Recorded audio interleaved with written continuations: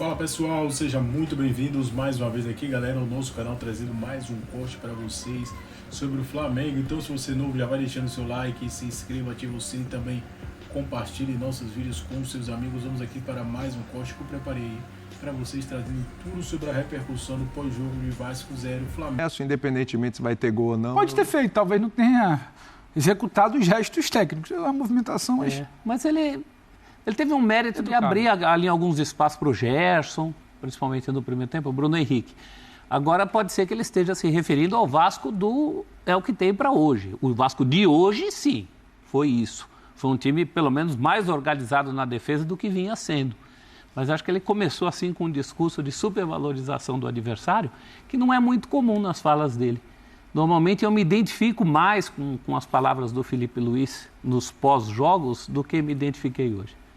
E o Bruno Henrique, então... Bom, se o Bruno Henrique fez tudo o que ele queria e para ele tá bom, então significa que o problema está com o Felipe Luiz com relação ao Bruno Henrique, não ao Bruno Henrique no campo, ou ele defendeu o atleta muitas hoje? Vezes a entrevista coletiva não é exatamente o que ele acha no íntimo, às vezes é defender que ele o foi filho. bem. O Bruno teve uma atuação abaixo, e tá tudo bem, a gente sabe da capacidade do Bruno, especialmente em jogos grandes, clássicos, então... Acho que ele tentou falar, a movimentação foi o que eu pedi, mas teve um pouquinho além da movimentação que não aconteceu do Bruno. Sim. Acho que E ele tá claro levando... que a gente vai trazer o assunto Tá levando em consideração o momento. da questão policial que o Bruno atravessa.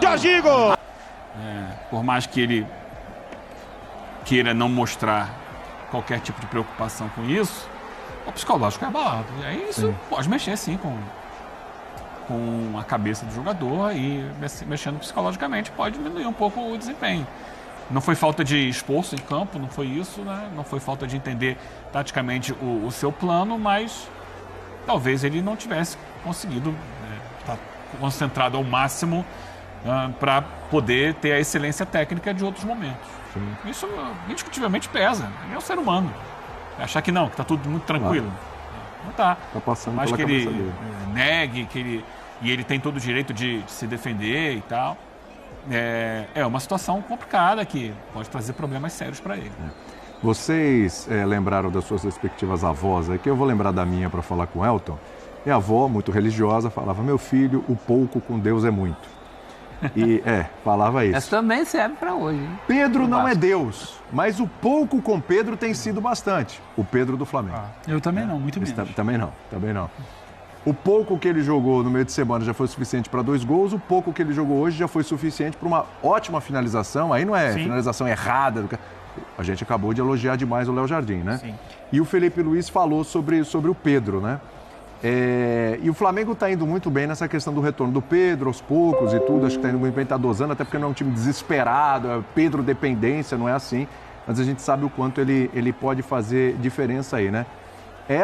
Esse retorno do Pedro para jogar 90 minutos e tudo, que pode resolver alguns probleminhas de finalização que o Flamengo tem, embora, vamos lá, tá vindo de um 6-0, de um 2-0, podia ter sido 4. Com gols dele, inclusive. Não é? Exatamente. É isso que tá faltando? Também, não é? Acho que o Pedro é um exemplo bem fiel de como deve ser uma recuperação de um atleta. Eu estou dando cutucada assim. Até porque eu acho que é um jogador que vai voltar para a seleção brasileira, né?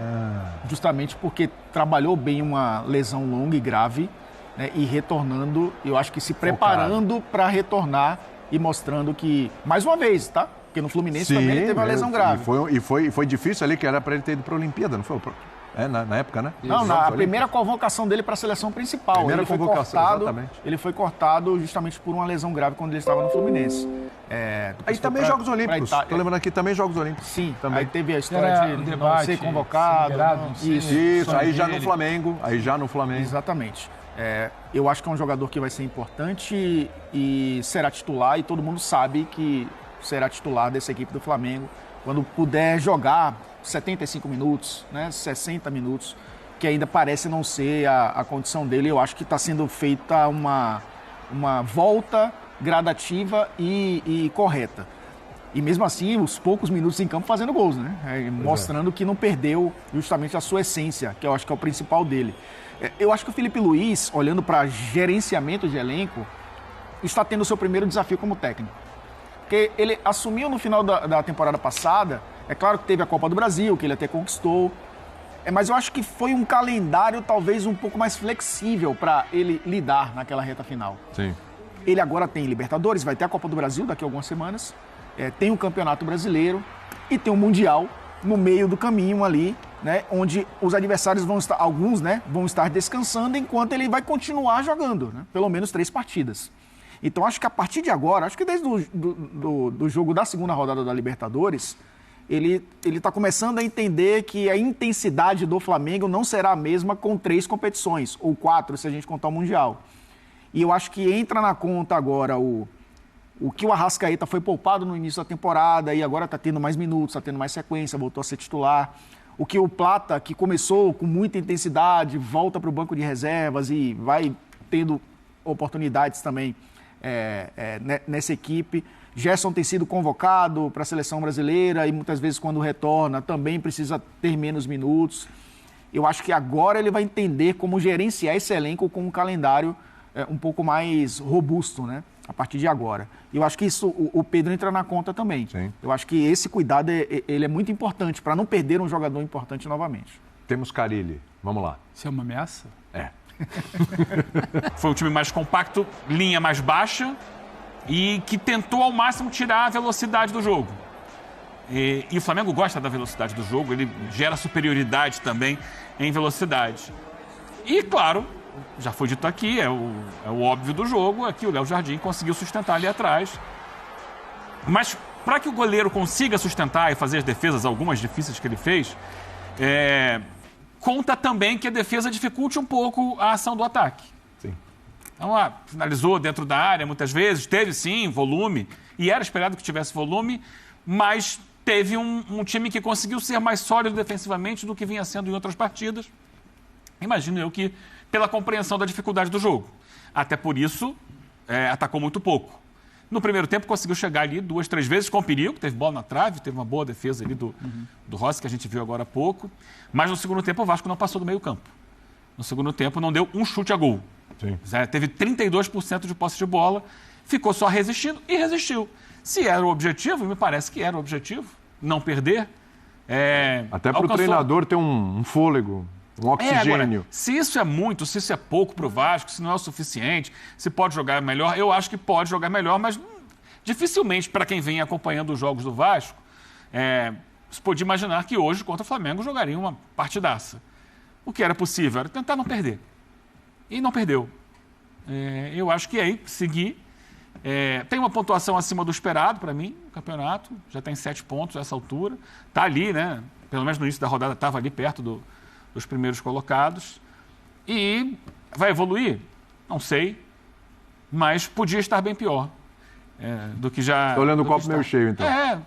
Porque a realidade, assim... Há uma expectativa... Muitas vezes se cria uma expectativa em torno do Vasco, que é, por exemplo, como disse o presidente lá, o Pedrinho, que tem um dos 8 melhores elencos. Não tem. Não mesmo. Absolutamente não tem. A realidade do Vasco é meio de tabela para baixo. E se conseguir ficar longe do para baixo... É algo que é mais perto da realidade e de uma boa temporada para o que é possível. Já o Flamengo não. O Flamengo precisava de mais. O Flamengo precisava encontrar mais soluções no jogo de hoje. Dominou, teve situações, mas não conseguiu tirar o Vasco lá de trás, por exemplo. Acho que em jogos como esse, você tem um adversário que está com a linha muito baixa, muito compacto. O ideal é você tentar fazer com que esse time saia um pouco mais em bloco para tentar trabalhar, nem que seja 2, 3 vezes no jogo, atacando espaço. O Flamengo vai muito bem atacando espaço e deu uma prova disso contra o Juventude. Sim. Mas também pode eventualmente perder a liderança do campeonato, mas tem muita coisa pela frente ainda. E tem o foco no jogo agora do meio de semana pela Libertadores. 2 jogam terça-feira. Né? O Flamengo vem de derrota em casa e precisa voltar a buscar pontos no jogo, para mim, mais difícil do grupo dele na Libertadores, jogo fora de casa com a LDU. Aliás, terça-feira, rodada dupla. Você vai ver o Vasco pela Sul-Americana e o Flamengo pela Libertadores aqui na ESPN e também no Disney+. De qualquer forma, claro que a gente vai analisar o que vem aí pela frente para o Vasco, né, professor? Claro, o Vasco deveria encarar todo o jogo como se fosse o Flamengo, né? Porque com certeza ele venceria outras partidas que às vezes ele deixa pontos pelo caminho. Se ele encarasse o Ceará como ele encarou o Flamengo, talvez não tivesse perdido o jogo para o Ceará. O duro é ter um Flamengo todo dia. Mas acho que hoje, para o contexto, né? Jogo contra o Flamengo. Expectativa de um jogo duríssimo. Muita gente falando, Flamengo, esse clássico aí vai ser goleado. Porque teve um 6-1 ano passado, né? Vai ter goleada. Cuidado e tal. Time do Vasco, frágil. E um técnico ali perigando, cair, dependendo um pouco desse resultado. No frigir dos ovos ali, você olha o 0-0 e fala, tá bom, segue o barco.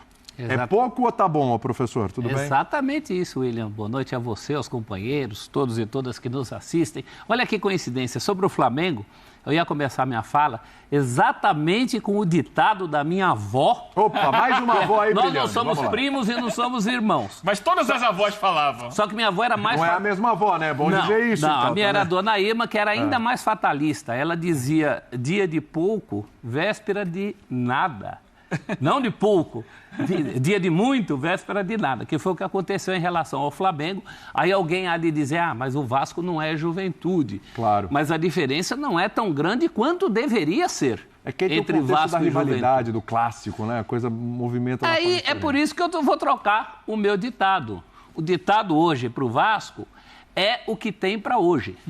E especificamente hoje. Sim. Mobilização contra um grande rival, coisa que o Vasco já tinha conseguido fazer nos 2 jogos eliminatórios do Carioca, na semifinal do Carioca. O Vasco também não tem fôlego para sustentar um jogo inteiro, como aconteceu hoje. Eu acho que o primeiro tempo do Vasco foi surpreendente, primeiro em termos de postura. Essa é uma questão que tem que ser repetida nos jogos do Vasco. Há uma queda física natural de todos os times no segundo tempo. E aí, quando você precisa usar o banco de reservas, não segura. Mas sabe um negócio curioso? O Vasco vinha fazendo primeiros tempos ruins. E hoje faz um primeiro tempo acima da média recente. Tempos piores. Surpreendentemente bom. Mas a chave da questão é que o Vasco não tem as opções que tem o Flamengo. Quando tem que até o fim dessa partida, estava entrando o Pedro, jogador de qualidade, que inclusive só não fez o gol. Porque o Léo Jardim, na minha opinião, ele ganha o prêmio de melhor em campo de virada em cima do Gerson. O meu melhor em campo era o Gerson. Até a saída do Gerson é muito mais por causa do jogo da terça-feira. Sim. Sim, até porque não haverá De La Cruz, o De La Cruz nem viajará. Tem toda uma questão ali de poupar.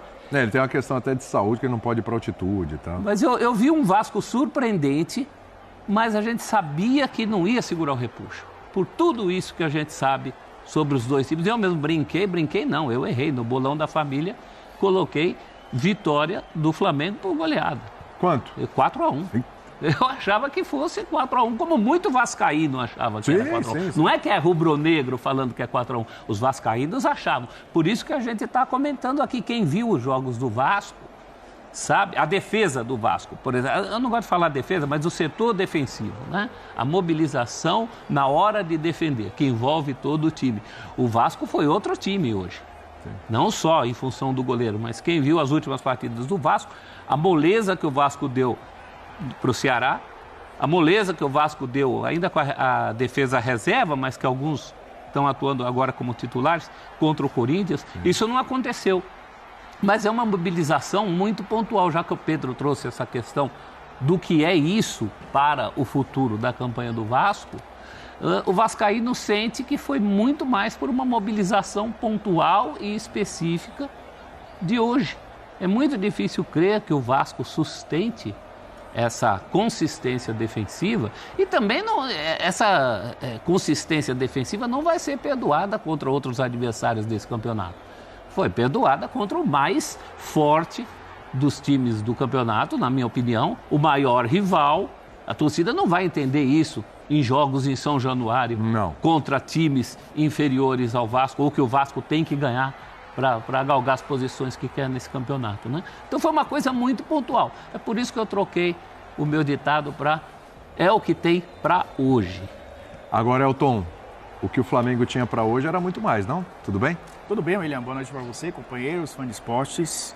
O Flamengo jogou na quarta-feira, né? Sim. Contra o Juventude e no sábado já contra o Vasco.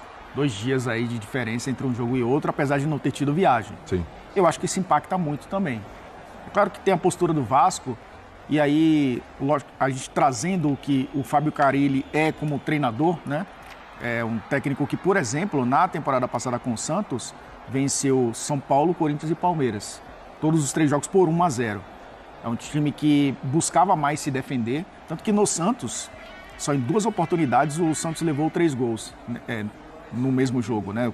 Esse ano, pelo Vasco, teve o Melgar naquele 3-3. E no jogo seguinte, o Corinthians acabou vencendo por 3-0. Acho que o pior jogo do Vasco na Vasco temporada. Tem sofrido muitos gols. Com o time reserva, né? Com o time reserva. reserva. O time reserva 3-0 quase todo reserva. Mas, analisando que o Vasco defensivamente conseguiu, principalmente no segundo tempo, se sustentar bem ali, claro que por conta do Léo Jardim, o Flamengo manteve o volume, mas com uma eficiência bem menor em relação ao jogo contra o Juventude. Porque conseguiu... O primeiro gol, ele sempre condiciona o jogo, né? O Flamengo não conseguiu fazer o primeiro gol, e aí, obviamente, que contra o Juventude isso aconteceu, jogos, exatamente. Isso condiciona o jogo, o adversário, os espaços começam a aparecer. O Vasco sustentou o primeiro tempo, eu acho que esse era o objetivo, ir para o vestiário sem levar gol, e aí emular o que o Santos fez no ano passado nos clássicos. Ele tentou, ele até no jogo do Carioca saiu na frente, né? Contra o Flamengo levou uma virada, teve 2 outros jogos contra o Flamengo que perdeu por 1-0. Esse é o Carille, e é o Vasco que jogou dessa forma.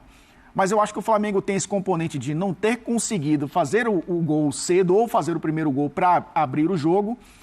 E eu acho que tem muito a ver também com a intensidade que o time aplicou há 72 horas, ou menos que isso. Então, eu acho que é algo que também pesa no desempenho do Flamengo nesse clássico. É bom quando o Elton toca isso, porque aí fica uma dúvida, né? O Eugênio fala bem que o Vasco no primeiro tempo tem um compromisso ali e vai bem nisso, ele tira a velocidade do jogo. Eu acho que o Vasco faz isso. Eu não sei se é só o Vasco tirando a velocidade do jogo ou se é o Flamengo também com uma... Muito se fala da intensidade. O que é a tal da intensidade? Contra o Juventude, além do gol que abre o caminho ali muito cedo, era um Flamengo de muita circulação. Era o Michael puxando a bola, era o Arrascaeta puxando a marcação, era o Gerson por dentro. Tinha o Plata fazendo muito bem esse papel. E o Plata como referência. O Bruno Henrique não foi bem hoje. Isso. O Bruno Henrique não foi bem hoje. O Plata fazendo um papel semelhante no meio de semana vai melhor que o Bruno Henrique, não por acaso a troca no segundo tempo. E a movimentação era muito mais intensa. Então também facilitou talvez para esse Vasco que precisava tirar um pouco a velocidade ali no primeiro tempo. Acho que o Flamengo sentiu, e quando a gente falava aqui, até depois do 6-0, é normal, porque o 6-0 não vai ser régua para a temporada, não dá para aquele ritmo alucinante. O Flamengo fez 3, virou tempo, fez 3 no segundo tempo, e troca peça, e tudo funcionou. O Wesley funcionou, o Michel funcionou, a Arrascaeta funcionou, o Gerson funcionou, Plata funcionou, o Juventude não viu bola. E é meio impossível, eu diria que é impossível você sustentar aqui no quarto domingo sabendo que você vai subir o morro terça-feira para um jogo que é fundamental na Libertadores. Por mais que ninguém vire e fale, olha, ninguém escolheu dosar hoje, só que você tem uma intensidade muito acima da média no último jogo, tem um clássico, tem um rival também te dificultando, tem um caminho que não é aberto no começo com o gol, então acho que se somou.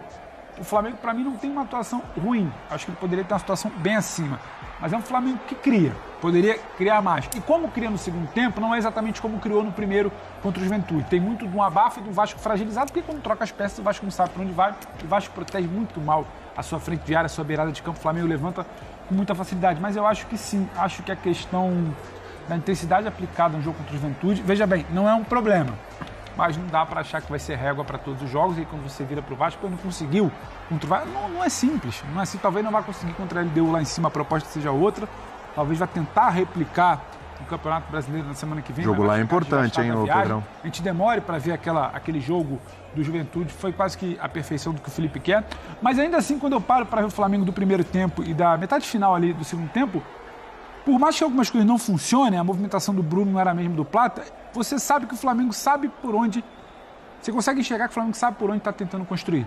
Às vezes não vai funcionar, às vezes o ritmo não vai ser o mesmo, mas tem algo ali que o torcedor do Flamengo ele vai embora muito chateado hoje. E o torcedor do Vasco talvez um pouco mais aliviado. Mas assim... Mas não é que foi uma bagunça que não conseguiu achar o caminho do gol. Mas mesmo existia alguma coisa ali, só que não funcionou hoje. Mas não mesmo com essa intensidade toda, olha quantas defesas o Léo Jardim está fazendo. Foram 17 finalizações do Flamengo. 7 defesas. 7 defesas. Ele teve quase 1,7 de gols evitados. Ou seja, ele evitou quase o dobro de gols que naturalmente ele sofreria, né, pela qualidade das finalizações. Ou seja, também teve o mérito, logicamente, do goleiro do Vasco, mas mesmo com a intensidade menor em relação ao jogo passado, foram 17 finalizações, 8-0 no segundo tempo. Então foi um Flamengo que foi mais... foi dominante, mas não foi efetivo. E muito concentradas também, né, Elton? Dentro do tempo do jogo. O grosso dessas defesas acontece ali da metade do segundo tempo, um pouquinho antes. O Léo Jardim começa... antes disso...